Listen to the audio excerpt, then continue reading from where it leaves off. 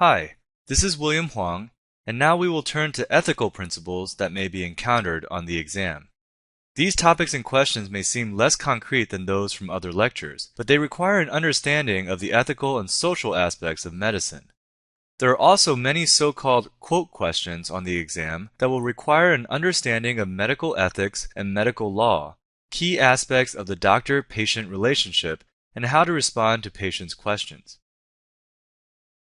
There are four core principles in medical ethics: autonomy, beneficence, non-maleficence, and justice. Autonomy is the obligation to respect patients as individuals and to honor their preferences in medical care. This also applies to patients refusing care.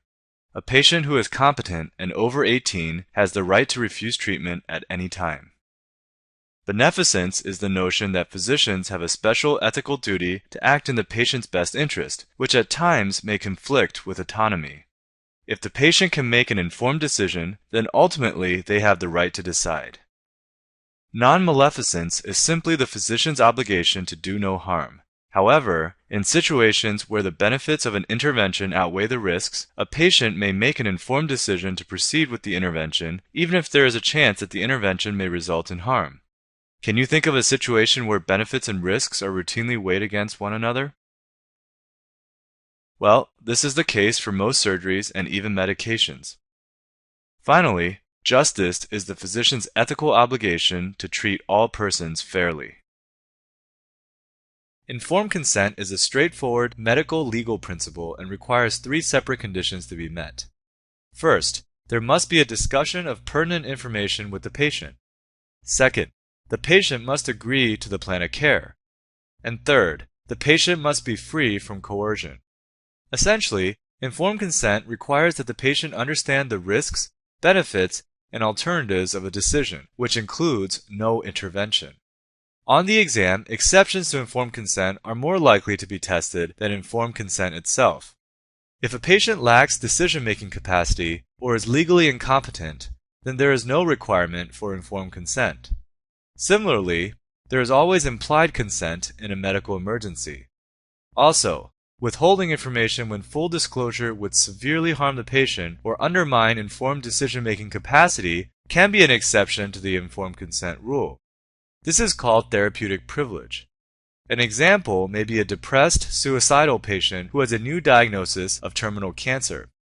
Since this is a controversial topic in clinical practice, however, you can be pretty confident that invoking therapeutic privilege on the boards would be the wrong answer. Depression and suicide will be discussed more in the psychiatry chapter. Finally, patients may always waive their right to informed consent. Consent for minors is sometimes a tricky issue and is commonly tested. A minor is defined as any person less than 18 years of age. Parental consent must be obtained unless the minor is emancipated. Emancipation occurs when the minor is married, is self-supporting, has children, or is in the military. However, parental consent is not required for emergency situations, contraceptives, treatment of STDs, medical care during pregnancy, and management of drug addiction. It's also worth knowing that parents, even if they are competent to refuse their own treatment, cannot refuse treatment for their children in life or death situations. Medical decision-making requires 5 conditions to be met. First, the patient must make and communicate a choice. Second, the patient must be fully informed. Third, the patient's decision must remain stable over time. Fourth, the patient's decision must be consistent with their values and goals. And fifth, the patient's decision must not be the result of delusions or hallucinations. Also, it is worth remembering in these types of questions that a patient's family cannot require that a doctor withhold information from the patient. Again, there shouldn't be any reason to invoke therapeutic privilege on the test. Can you think of a common situation in which a patient would temporarily not have medical decision-making capacity? Being drunk is equivalent to being incapacitated, and thus intoxicated patients that show up to the ER do not have medical decision-making capacity. Advanced directives come in many different forms. Advanced directives are defined as instructions given by a patient in anticipation of the need for a medical decision. An oral advance directive is an incapacitated patient's prior oral statement commonly used as a guide to their wishes. If the patient was informed, the directive was specific, the patient made a specific choice, and the decision was repeated over time, then the oral directive is more valid. However, if any of these conditions do not hold, then problems can easily arise from differences in the interpretation of the directive. A living will is also called a written advance directive.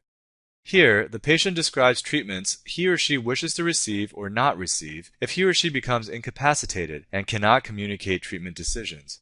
In most cases, the patient will direct the physician to withhold or withdraw life-sustaining treatment if he or she develops a terminal disease or enters a persistent vegetative state. Finally, medical power of attorney is when a patient designates a surrogate to make medical decisions in the event that he or she loses decision-making capacity.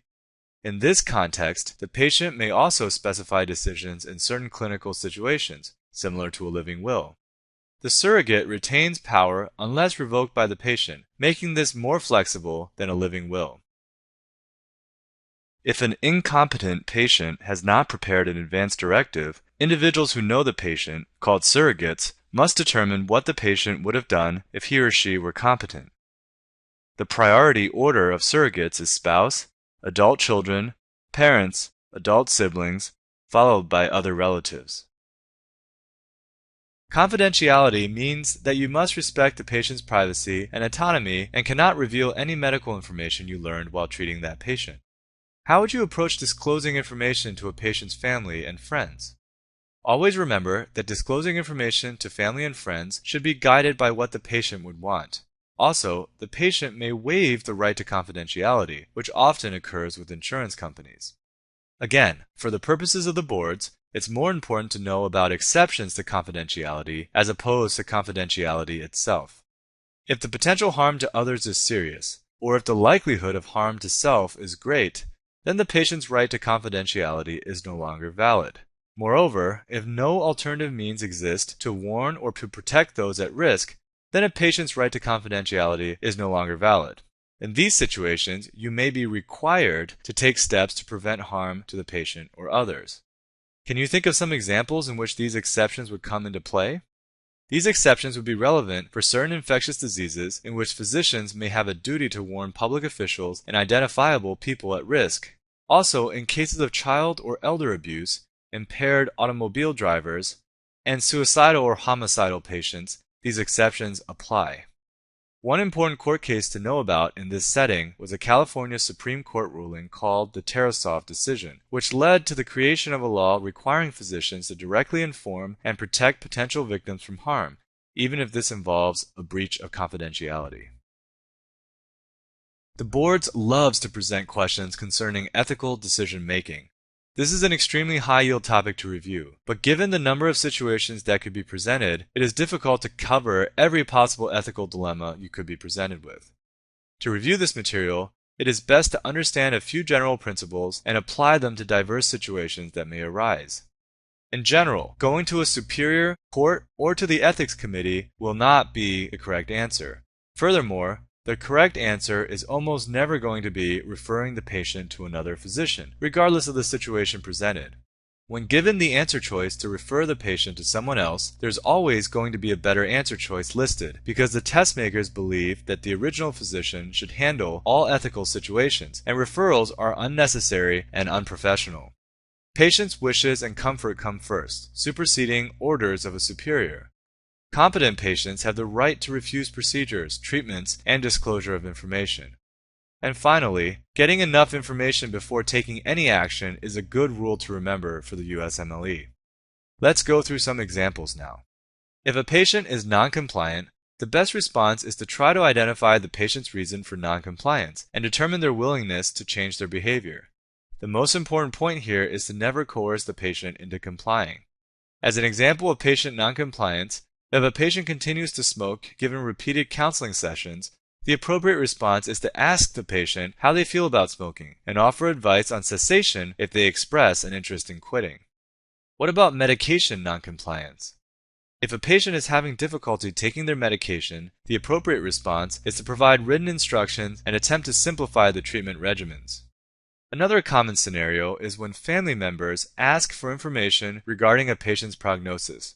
Remember the ethical principle of patient confidentiality. The appropriate response here is to avoid discussing these issues with relatives without the explicit permission of the patient. Similarly, if a child wishes to know more about his illness, the appropriate response is to ask the patients what they have told the child about the illness, because the parents of a child decide what information can be relayed. Pregnancy is another high-yield ethical situation to review. If a minor is pregnant and requests an abortion, the appropriate action is not to advise the patient to have an abortion regardless of her age or the condition of her fetus unless she is at medical risk. Also remember that many states require parental notification or consent for minors to have an abortion. Another scenario is that a minor is pregnant and wants to keep the child, but the parents want her to give the child up for adoption. The correct action to take here is to provide information to the patient about the practical issues of caring for a baby and discuss the options with her if requested. Also, you should encourage discussion between the teenager and her parents to reach the best decision. The key here is to remember that the patient always retains the right to make decisions regarding her child, even if her parents disagree. Thus, the parents can never force her to give her child up for adoption. Another topic to review is suicide.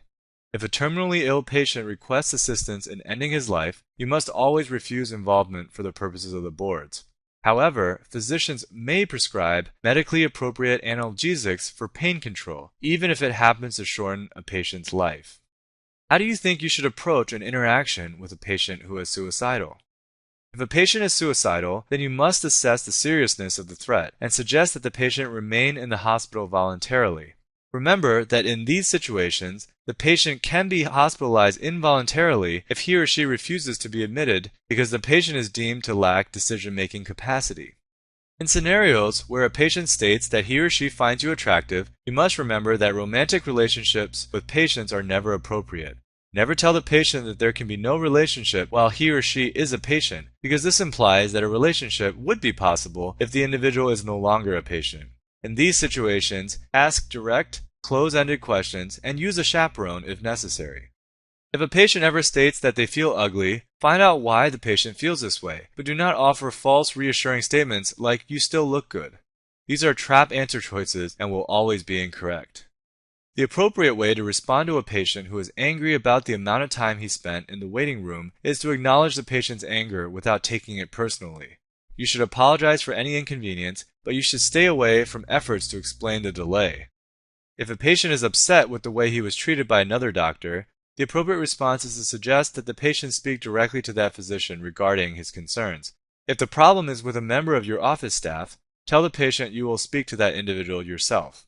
If a drug company offers a referral fee for every patient a physician enrolls in a study, the appropriate action is to never accept compensation from a drug company.